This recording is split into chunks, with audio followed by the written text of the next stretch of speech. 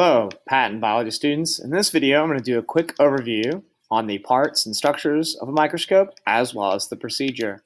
So you can see in this diagram that we have a compound light microscope. And there are many pieces and moving parts to a microscope that you need to familiarize yourself with before working with one in a laboratory setting. If you follow along with me, I can guarantee that by simply following along and paying close attention, you will have no trouble performing simple microscopies or labs involving the use of a microscope. So the first piece is the eyepiece, also known as the ocular lens. Now, different microscopes have different eyepieces. Some have a single eyepiece, some have two. Most of the eyepieces in the patent biology lab have a magnification of 10x.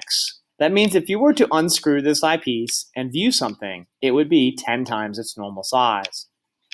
Now, if you move further down the structure, you'll notice that you have the arm of the microscope. If you are ever to carry or to move a microscope, one hand must always be placed on the arm as well as the base of the microscope. If we look down over here, you'll notice we have something known as the revolving nose piece. And it's revolving because there's a little metal disc here that you can grab firmly with your fingers and slowly twist. As you twist the nose piece, you can switch between the various objectives. In the patent biology lab, our microscopes have three objectives.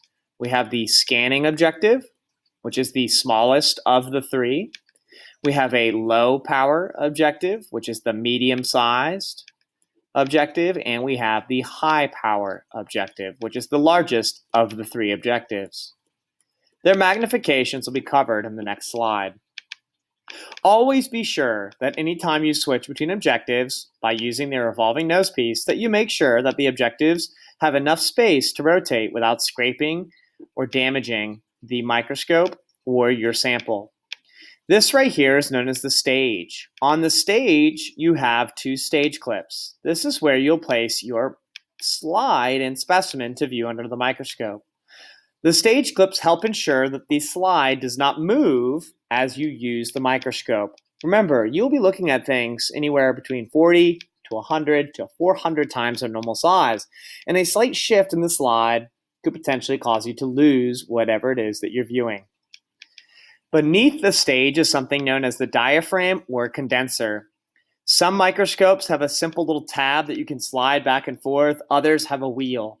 You can use the diaphragm or the condenser to change the amount of light that is passing through your specimen. Thinner samples need less light, whereas thicker samples might need more. Make sure to experiment with the amount of light that passes through your sample while you're using the microscope. Be mindful not to touch the light source. It is a very, very hot light bulb that over the course of a microscope lab can become very, very warm.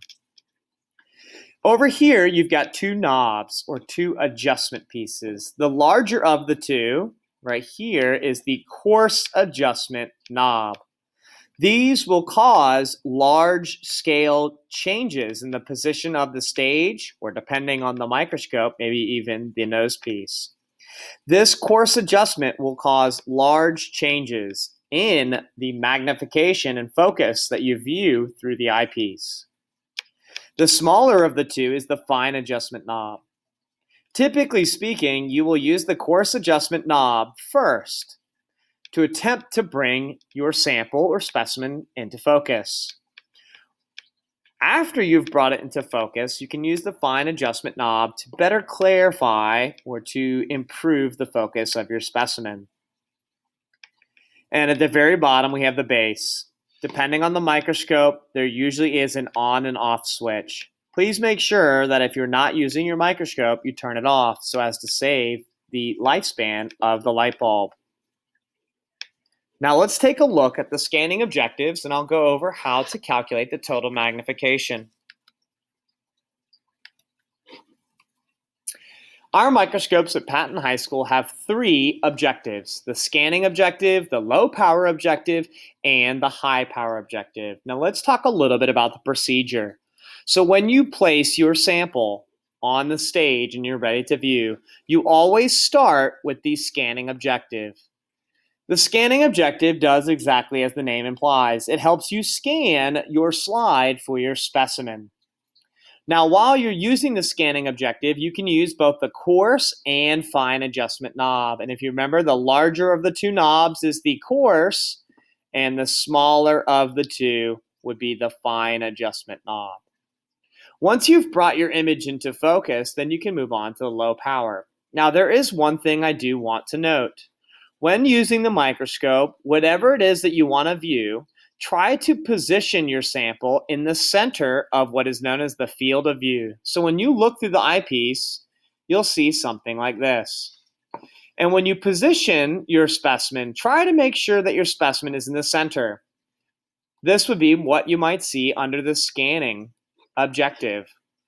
When you switch from the scanning to the low power objective, which would be the second objective you'd use, you can again use the coarse adjustment knob, which is the larger of the two, and then eventually the fine adjustment knob. When you switch though, you'll notice that your field of view has gotten smaller, right?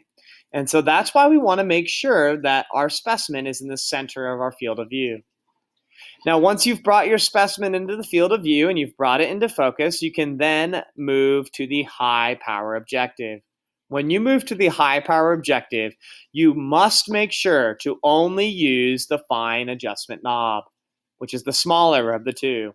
You can very easily damage the objective by scratching the lens, or break or damage your specimen by using the coarse adjustment knob. So always, always, always use the fine, the smaller of the two knobs, when looking under the high power objective. When you switch from low to high, you'll notice that your field of view has gotten even smaller, okay? And so this is one of the reasons why you want to make sure that your specimen is in the center when you started with the scanning.